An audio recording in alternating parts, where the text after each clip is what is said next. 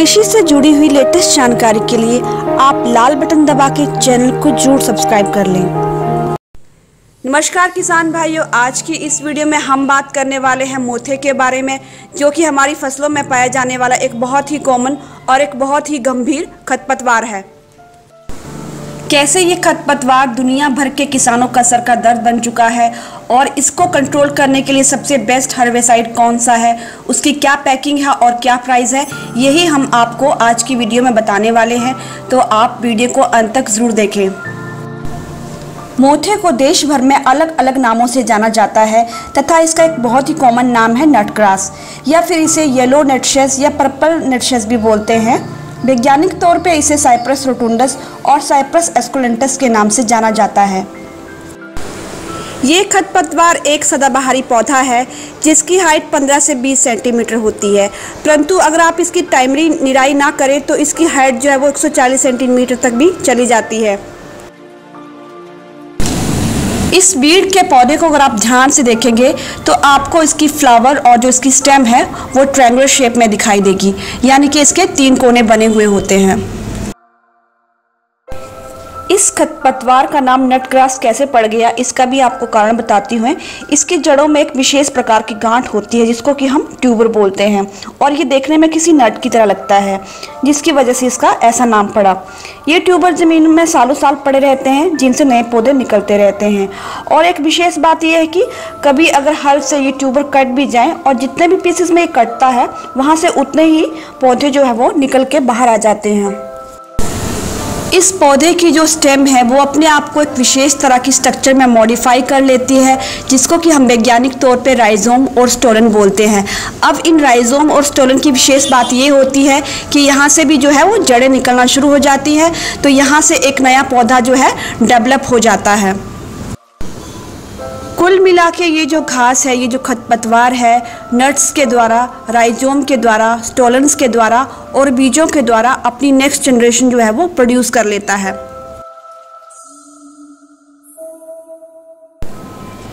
खेतों में इस वीड का अस्तित्व फसल की पैदावार को 80% तक कम कर सकता है, क्योंकि ये हमारी फसलों के साथ ज़बरदस्त कंपटीशन फाइट करता है पोषक तत्वों के लिए।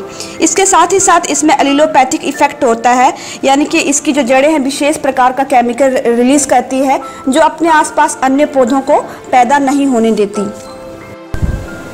ये वीड जो है वो अधिकांश हर्बिसाइड के प्रति रेजिस्टेंट जो है डेवलप कर चुका है अपने आप में, और इस वीड को प्लास्टिक मल्च से भी कंट्रोल करना आसान नहीं होता, क्योंकि इसकी पत्तियां बहुत नुकीली होती हैं जो कि प्लास्टिक को फाड़कर बाहर आ जाती है। कई बार आपने इसको बंजर सड़क के ऊपर भी उगते हुए देखा होगा, तो इससे जो है आप इसकी गंभीरता का अंदाज़ा लगा सकते हैं।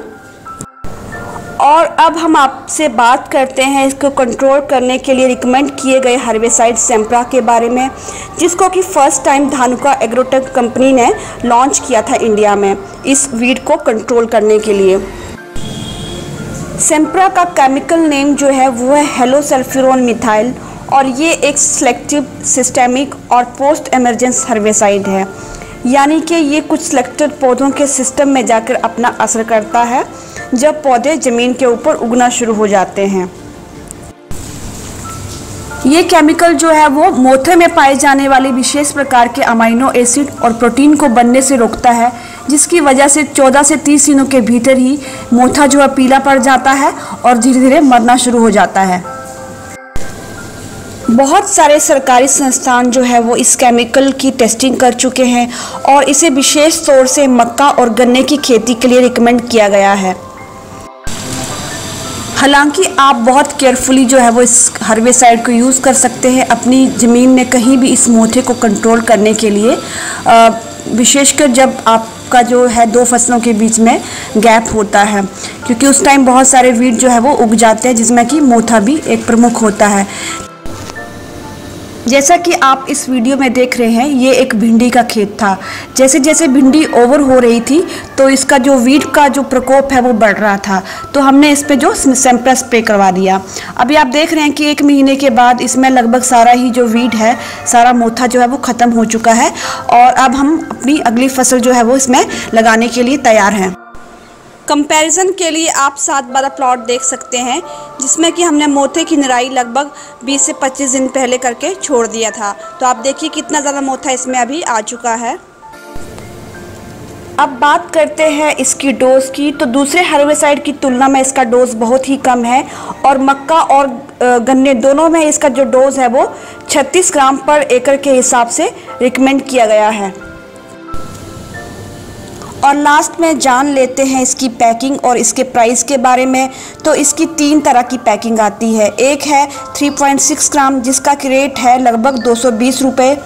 एक पैकिंग है 18 ग्राम की जिसका रेट है 870 रुपये।